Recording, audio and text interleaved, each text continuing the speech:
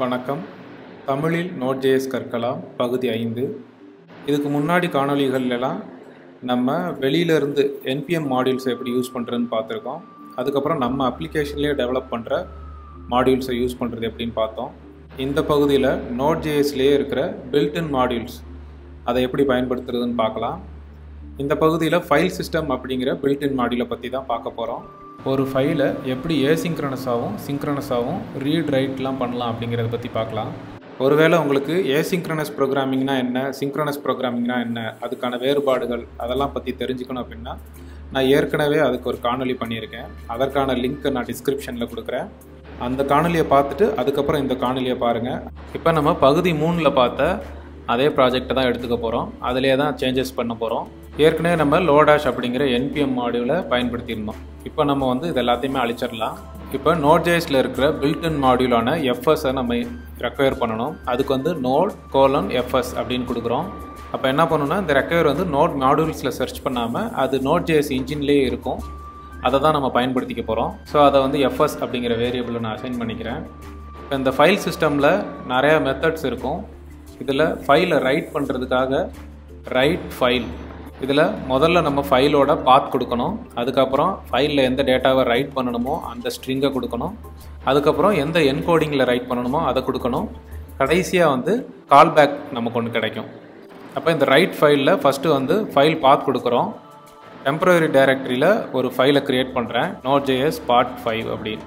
அதுக்கப்புறம் எந்த டேட்டாவோ அதை நம்ம கொடுக்க போகிறோம், எக்ஸ்பிளைனிங் ஃபைல் சிஸ்டம் மாடியூல். அடுத்ததாக நான் UTF-8 அப்படிங்கிற என்கோடிங்கில் ரைட் பண்ண போகிறேன். கடைசியாக நம்ம ஒரு ஃபங்க்ஷனையே பாஸ் பண்ண போகிறோம்.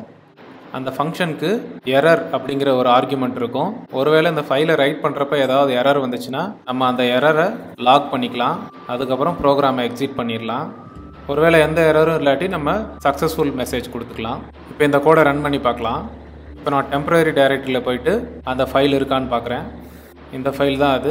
இப்போ அந்த ஃபைலை நான் கேட் பண்ணி பார்க்குறேன். நம்ம கொடுத்துருக்க கண்டென்ட்டு அதில் ரைட் ஆகிருக்கு. இப்போ இந்த மாதிரி தான் Node.jsஐ பயன்படுத்தி ஒரு ஃபைலை ஏசிங்க்ரனஸாக ரைட் பண்ண முடியும். இப்போ இந்த ஃபைலவே நம்ம சிங்க்ரனஸாகவும் ரைட் பண்ண முடியும். அதுக்கு ரைட் ஃபைல் சிங்க் அப்படிங்கிற ஃபங்க்ஷன் இருக்கும். இது மாதிரி நிறையா ஃபங்க்ஷன்ஸ்க்கு ஃபைல் சிஸ்டம் மாடியூலில் ஏசிங்க்ரனஸாக ஒரு ஃபங்க்ஷன் இருந்துச்சுன்னா அதவே சிங்க்ரனஸாக பண்ணுறதுக்கு கடைசியாக சிங்க் அப்படிங்கிற ஒரு வேர்டு ஆட் பண்ணியிருப்பாங்க. ஸோ அந்த மாதிரி சிங்க் அப்படிங்கிற முடிகிற ஃபங்க்ஷன்ஸ் எல்லாமே ஏசிங்க்ரனஸாக நடக்கிற ஆப்ரேஷனை சிங்க்ரனஸாக பண்ணும்.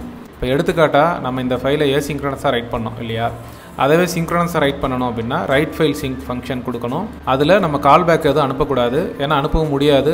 கால்பேக் அப்படிங்கிறது ஒரு ஏசிங்க்ரனஸ் மெக்கானிசம். இப்போ முன்னாடி எழுதின கண்டென்ட்டுக்கும் இப்போ எழுதின கண்டென்ட்டுக்கும் வித்தியாசம் தெரியணுங்கிறதுக்காக நான் இதை சிங்க்ரனஸ் அப்படின்னு கொடுத்துக்கிறேன். இப்போ இந்த கோடை நான் ரன் பண்ணுறேன். சிங்க்ரனஸாக இந்த ஃபைல் ரைட் ஆகிருக்கு. இப்போ இந்த கண்டென்ட் இருக்கான்னு நம்ம பார்க்கலாம். சிங்க்ரனஸ் அப்படின்னு வந்திருக்கு. அடுத்ததாக நம்ம ஒரு ஃபைலை ரீட் பண்ணலாம். அதுக்கான ஃபங்க்ஷன் ரீட் ஃபைல்.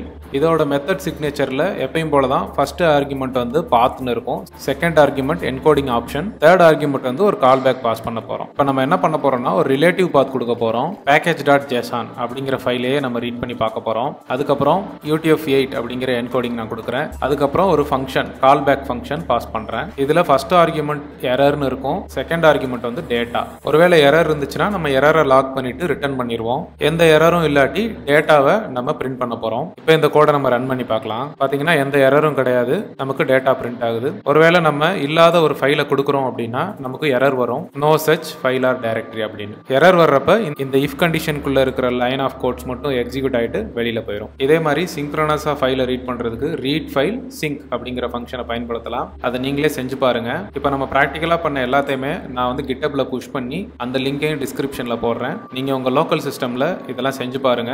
இதில் ஏதாவது டவுட் இருந்துச்சுன்னா கமெண்ட்டில் கேளுங்க. நன்றி.